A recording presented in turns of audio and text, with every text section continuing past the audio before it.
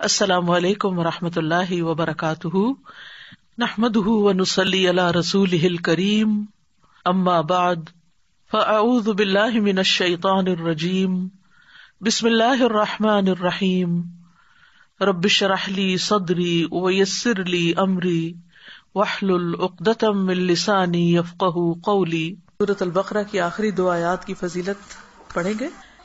Number 2 دعا جو ہے، اعوذ باللہ من الشیطان الرجیم، بسم اللہ الرحمن الرحیم، آمن الرسول بما انزل الیہ من ربہ والمؤمنون کل آمن باللہ وملائکتہ وکتبہ ورسلہ لا نفرق بین احد من رسلہ وقالوا سمعنا واطعنا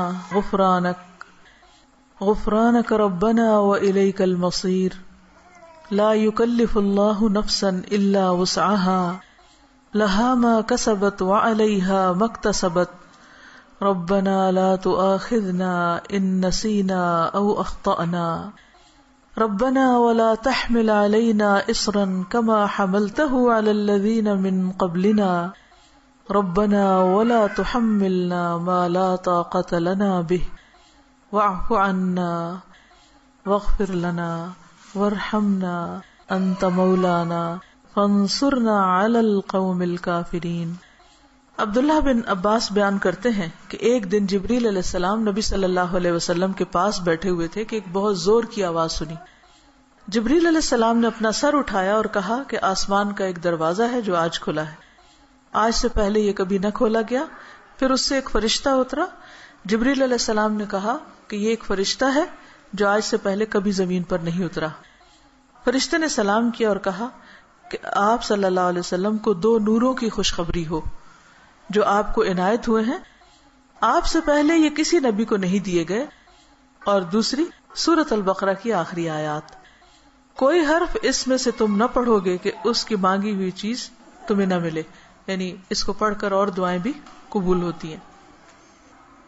تو بات یہ ہے کہ اللہ تعالیٰ نے مختلف چیزوں کو مختلف پر فضیلت بخشی، جیسے رات ساری برابر نہیں، رات کا آخری حصہ اپنے فضیلت کے اعتبار سے باقی رات پر بھاری، یعنی سحری کا وقت جو ہے اس میں اللہ سبحانہ وتعالی خاص طور پر دعائیں سنتے ہیں۔ اسی طرح دن کے اول حصے میں اللہ نے برکت رکھی ہے، اللہم بارک لامتی فی بکورہا، یعنی صبح صبح کا جو وقت ہوتا ہے۔ اسی طرح ہفتے کے دنوں میں جمعے کے دن کو فضیلت بخشی، سال کے مہینوں میں رمضان کو فضیلت بخشی۔ اسی طرح جگہوں کے اعتبار سے اللہ تعالیٰ نے مکہ کو خاص طور پر چن لیا، پیغمبروں میں بھی اللہ تعالیٰ نے بعض کو بعض پر فضیلت دی، اعمال میں بھی اللہ تعالیٰ نے بعض اعمال کو بعض اعمال پر فضیلت دی۔ اسی طرح قرآن مجید کی بعض آیات کو بعض پر فضیلت دی گئی، حالانکہ کلام سارا اللہ سبحانہ وتعالیٰ کا ہے، لیکن بعض حصہ بعض سے زیادہ برکت والا ہے، حالانکہ سب میں ہی خیر ہے، سارے میں خیر ہے۔ تو اسی میں سورۃ الفاتحہ کا ایک خاص مقام ہے، اور سورۃ الفاتحہ جو ہے اس کو سورۃ شفا بھی کہا گیا ہے، رقیہ بھی کہا گیا ہے، اس کو ہر نماز میں پڑھنے کو واجب قرار دیا گیا ہے، اور پھر اس کو پڑھ کر اگر دم وغیرہ کیا جائے تو وہ بھی فائدہ مند ہوتا ہے، اور تجربے سے یہ بات ثابت ہے۔ جب صحابہ کرام میں سے کسی ایک نے راستے میں کسی سفر کے دوران ایک قبیلے کے سردار کو جو بچھو کاٹ گیا تو اس پر دم کیا تو اس کو آرام آ گیا، جبکہ اس کو کسی اور چیز سے فائدہ نہیں ہو رہا تھا۔ تو اب یہ جو خصوصیت سورۃ الفاتحہ کے اندر ہے وہ کسی اور حصے میں اس طرح نہیں ہے۔ اسی طرح سورۃ البقرہ کی آخری 2 آیات بھی بہت اہمیت کی حامل ہیں، اور ان کی ایک فضیلت جو یہاں پتہ چلتی ہے کہ ان کو پڑھ کر اگر کوئی شخص دعا کرتا ہے تو وہ دعا قبول ہوتی ہے۔ ایک اور حدیث میں آتا ہے، عبداللہ بن مسعود سے روایت ہے کہ جب رسول اللہ صلی اللہ علیہ وسلم معراج پر تشریف لے گئے تو آپ سدرۃ المنتہا تک پہنچے، زمین سے جو کچھ بھی چڑھتا ہے وہ یہیں آ کر ٹھہر جاتا ہے، پھر لے لیا جاتا ہے، اور جو اوپر سے اترتا ہے وہ بھی یہیں ٹھہر جاتا ہے، پھر لے لیا جاتا ہے۔ اللہ تعالیٰ نے فرمایا یغشی السدرۃ ما یغشی، جب ڈھانپ رہا تھا سدرہ کو جو کچھ کے ڈھانپ رہا تھا۔ جب نبی صلی اللہ علیہ وسلم معراج پر تشریف لے گئے تو جو بیری کا درخت تھا اس کے اوپر جو روشنی تھی اس کی بات ہو رہی ہے۔ عبداللہ نے کہا کہ سونے کے پتنگے تھے وہ جو اوپر چھا رہا تھا۔ پھر رسول اللہ صلی اللہ علیہ وسلم کو وہاں 3 چیزیں دی گئی تھی، ایک تو 5 نمازیں، دوسری سورۃ البقرہ، کہ یہ آخری آیات، اور تیسری آپ کی امت میں سے اس شخص کے باقی تمام تباہ کرنے والے گناہوں کو اللہ نے بخش دیا جو اللہ کے ساتھ کسی کو شریک نہ ٹھہرائے، جو شرک نہ کرے۔ تو یہ 3 چیزیں ملی تھی جن میں نماز کا ذکر عام طور پر ملتا ہے کیونکہ اس کے بارے میں مزید وضاحت سے احادیث بھی ہیں۔ تو اس حدیث سے کیا پتہ چلتا ہے کہ سورۃ البقرہ کی آخری 2 آیات عرش کے نیچے سے ایک خاص خزانے سے نصیب ہوئی ہیں، اور یہ نبی صلی اللہ علیہ وسلم ہی کو ملی ہے، باقی انبیاء کو نہیں دی گئی۔ ایک اور روایت سے پتہ چلتا ہے، نعمان بن بشیر سے روایت ہے کہ نبی صلی اللہ علیہ وسلم نے فرمایا کہ اللہ تعالیٰ نے آسمان و زمین پیدا کرنے سے 2000 سال پہلے ایک کتاب لکھی، اس کتاب میں سے 2 آیات اتاری جن کے ساتھ سورۃ البقرہ کو ختم کیا۔ کب کی بات ہے یہ؟ زمین و آسمان کے پیدا کرنے سے 2000 سال پہلے کی بات۔ قلم کب پیدا ہوا تھا؟ 50,000 سال پہلے، باقی چیزوں کی تخلیق کے۔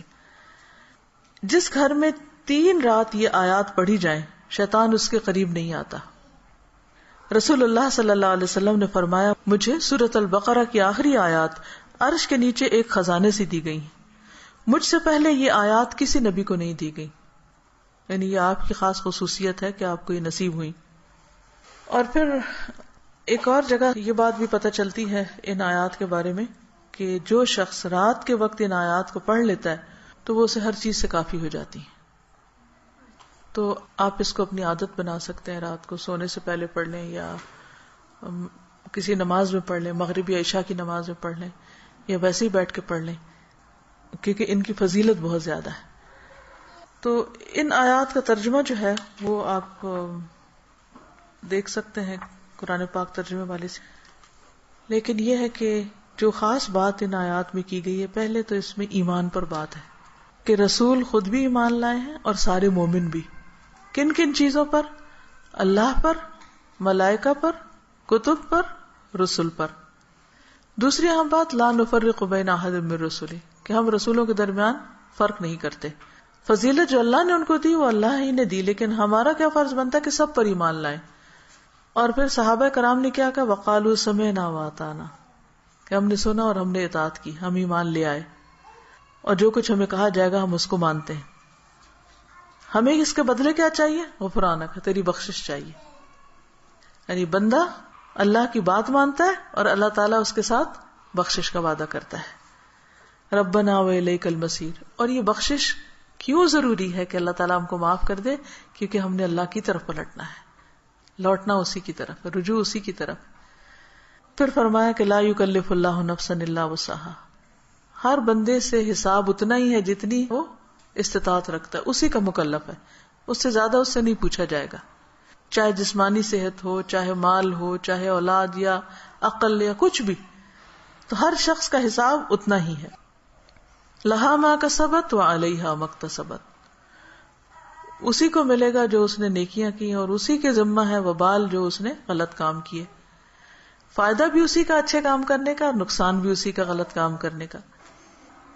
تو پھر ہم دعا کیا کرتے ہیں؟ ربنا لا تؤاخذنا ان نسینا او اخطانا، اللہ اگر ہم بھول جائیں یا ہم سے خطا ہو جائے تو ہمیں پکڑنا نہیں، مؤاخذہ نہیں کرنا۔ ربنا ولا تحمل علینا اصرا کما حملته علی الذین من قبلنا، اللہ ہم پر وہ بوجھ نہ ڈالنا جو ہم سے پہلے لوگوں پہ ڈالا، یعنی ان کی شریعتیں جو تھی وہ مشکل تھی، ہماری شریعت بہت آسان ہے۔ مثلا نبی صلی اللہ علیہ وسلم جب حج پہ تشریف لے گئے تو آپ نے کچھ ریچولز کی ایک ترتیب بتائی، لیکن چونکہ کراؤڈ بڑا تھا تو اس ترتیب میں کچھ لوگوں نے فرق کر دیا۔ کیا تھا کہ جیسے آپ پہلے رمی جمار کریں، پھر اس کے بعد سر منڈائیں، پھر اس کے بعد احرام کھول دیں، لیکن کچھ لوگوں نے اس ترتیب کو آگے پیچھے کر دیا، تو اس پر آپ نے فرمایا لا حرج، لا حرج، کوئی حرج نہیں، کوئی نقصان نہیں۔ تو یہ ہمارے دین کی ایک سہولت ہے، آسانی ہے۔ تو یہاں دعا یہ مانگی جا رہی کہ اللہ جس طرح پچھلے لوگوں کے اوپر پابندیاں لگ گئی تھی یا ان کو کچھ مشکلات ہوئی تھی تو ہمیں اس سے محفوظ رکھنا۔ ربنا ولا تحملنا ما لا طاقت لنا بہ، اللہ ہمارے اوپر ایسا بوجھ نہ ڈالنا جس کی ہمیں طاقت نہیں۔ اب دیکھیے کہ اگر ہم امن سے ہیں، سلامت ہیں، ہم سانس لے رہے ہیں، کھا پی رہے ہیں، جس کا مطلب اللہ کی رحمت ہے ہم پر۔ کوئی بھی چیز آپ دیکھیں کہ کسی وقت بھی آؤٹ آف کنٹرول ہو سکتی، سورج کسی وقت آؤٹ آف کنٹرول ہو سکتا ہے، ستارے آپس میں ٹکرا سکتے ہیں، زمین کے اندر سے لاوا ابل سکتا ہے، زلزلہ آ سکتا ہے، انسان کسی کام کرنے کی سکت نہ رکھے بیٹھے بٹھائے اس کو کچھ ہو سکتا ہے، اس کے بولنے کی قوت، اس کے دیکھنے کی، اس کے سننے کی کچھ بھی چھن سکتی ہے. تو اللہ تعالیٰ سے ہم دعا کرتے کہ یا اللہ ہم پر وہ بوجھ نہ ڈال جس کے اٹھانے کی ہم میں سخت نہیں، یعنی ایسی کسی آزمائش میں نہ ڈالنا کہ جس سے ایمان جانے کا خطرہ ہو.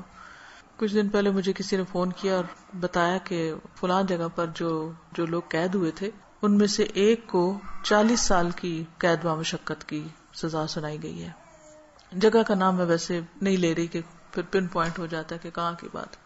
تو میری بیٹی نے کہا کہ میرے ذہن سے یہ بات اتر ہی نہیں رہی، کیونکہ جو اس آدمی کی بیوی تھی اس نے فوراً ہی خلا لے لی کہ میں تم اتنا ویٹ نہیں کر سکتی، اور حالانکہ اس کی بچی بھی تھی چھوٹی.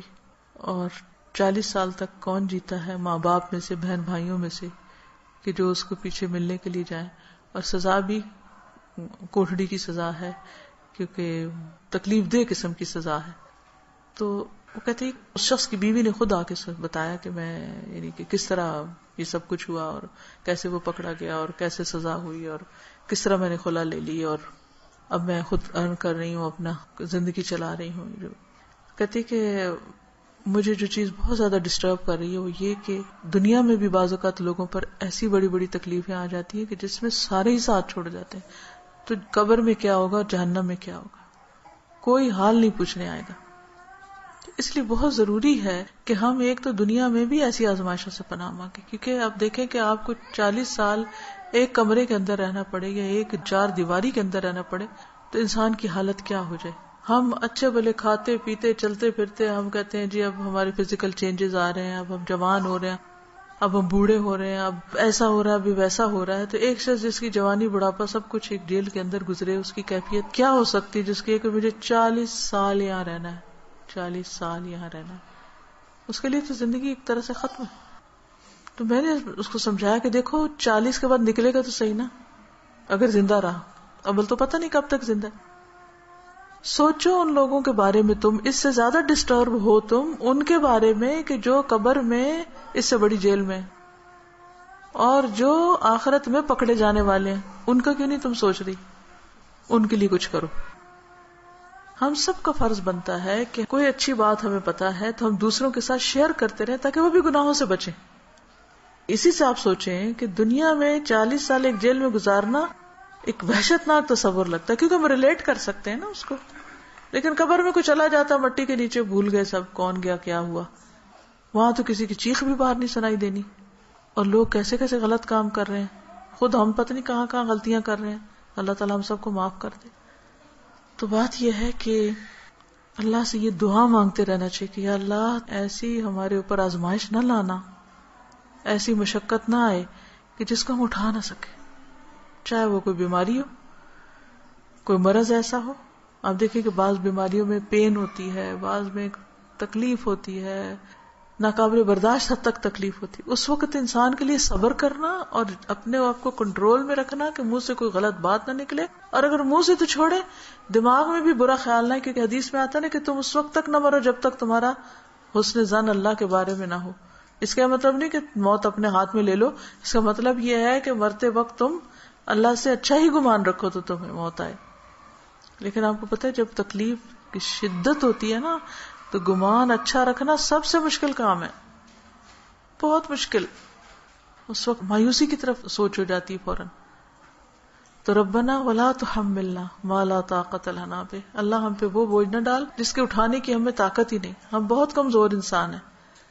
ربنا ولا تحملنا ما لا طاقت لنا بہ واعف عنا واغفر لنا وارحمنا.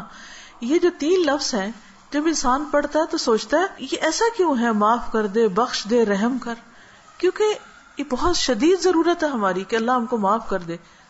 ہم بہت غلطیاں کرتے ہیں، یعنی اس میں تاکید اور تکرار ہے. واعف عنا واغفر لنا وارحمنا. اگر شعوری طور پہ ہم ہر روز پڑھیں کم از کم ایک دفعہ تو کتنا فائدہ ہو سکتا ہے. انت مولانا فانصرنا علی القوم الکافرین. تو ہمارا مولا ہے تو دنیا میں بھی تو ہمیں کافر لوگوں پر مدد دے. تو اللہ تعالیٰ ہمیں اس دعا کو پڑھنے اور سمجھنے اور عمل کرنے کی توفیق دے. حدیث نمبر 32 سورۃ البقرہ کی آخری 2 آیات کی فضیلت. عن ابی مسعود البدری رضی اللہ عنہ قال قال رسول اللہ صلی اللہ علیہ وسلم الآیتان من آخر سورة البقرة من قرأهما فی لیلۃ کفتاہ. کتاب المغازی. ابو مسعود بدری رضی اللہ عنہ روایت کرتے ہیں رسول اللہ صلی اللہ علیہ وسلم نے فرمایا جو کوئی سورۃ البقرہ کی آخری 2 آیات رات کے وقت پڑھے، پیچھے حدیث ہے نا کہ دن اور رات پڑھے، تو اب رات میں آپ سونے جاگنے کے اذکار پڑھتے ہیں تو اس میں آیت الکرسی بھی ہے، اس میں 4 کل بھی ہیں، اس میں آخری آیات بھی ہیں، اس میں سورۃ الملک بھی ہے، سورۃ السجدہ بھی ہے. تو جو کوئی سورۃ البقرہ کی آخری 2 آیات رات کو پڑھے وہ اس کو کافی ہو جاتی ہیں، وہ اس کو کافی ہو جاتی. کس چیز سے؟ تھوڑی سی اس کی وضاحت ہے. ایک معنی یہ کیا گیا ہے کہ دوسری چیزوں سے کفایت کرتی ہیں یا پھر شر سے کفایت کرتی ہیں، یعنی ان 2 آیتوں میں بچاؤ اور تحفظ ہے. یہ آیتیں بہت اہم آیات ہیں، ان کا مقام بہت عظیم ہے. کسی نے یہ معنی بھی بیان کیا کہ اس کو رات کے قیام سے کفایت کرتی ہیں، یعنی اتنا بڑا اجر و ثواب ہے، گویا وہ رات کو قیام کرنے والا ہے. لیکن انسان کو ایسی احادیث پڑھ کر یا ایسے معنی جان کر سستی کا شکار نہیں ہونا چاہیے کہ پھر چلو یہ 2 آیتیں پڑھ لو اور رات کو نہ اٹھو، کیونکہ رات کا اٹھنا اپنی جگہ بڑا اہم ہے. پھر اسی طرح ان آیتوں کے شان نزول کے بارے میں آپ نے تفسیر میں پڑھا ہی ہوگا کہ عرش کے نیچے سے دی گئی ہیں یہ آیات. نبی صلی اللہ علیہ وسلم نے فرمایا سورۃ البقرہ کی آخری 2 آیات پڑھا کرو، یہ مجھے عرش کے نیچے سے دی گئی، یعنی بہت ہی بلند مقام سے آئی ہیں. ان کو پڑھنے والے کی دعا قبول ہوتی ہے اور شیطان سے حفاظت کرنے والی آیات ہیں. رسول اللہ صلی اللہ علیہ وسلم نے فرمایا بے شک اللہ نے آسمان و زمین کی تخلیق سے 2000 سال قبل ایک کتاب لکھ دی تھی اور اس میں سے 2 آیتیں نازل کر کے ان سے سورۃ البقرہ کا اختتام فرما دیا. لہٰذا جس گھر میں 3 راتوں تک سورۃ البقرہ کی آخری 2 آیتیں پڑھی جائیں گی تو شیطان اس گھر کے قریب نہیں آ سکے گا. تو روز کا معمول بنا لیجئے. کس کس کے پاس یہ ایپ ہے سونے جاگنے کے اذکار؟ الحمدللہ کافی لوگوں کے پاس، کیونکہ اس میں موبائل سے پڑھنا آسان ہو جاتا ہے. کتاب کس کس کے پاس ہے سونے جاگنے کے اذکار؟ الحمدللہ. اس سے یہ کہ اور پڑھانا بھی آگے آسان ہو جاتا ہے اور چیزیں یاد کرنا ہو جاتا ہے اور چیزیں یاد کرنا ہو جاتا ہے اور چیزیں یاد کرنا. وآخر دعوانا ان الحمدللہ رب العالمین. سبحانک اللہم وبحمدک اشہد ان لا الہ الا انت استغفرک واتوب الیک. السلام علیکم ورحمۃ اللہ وبرکاتہ.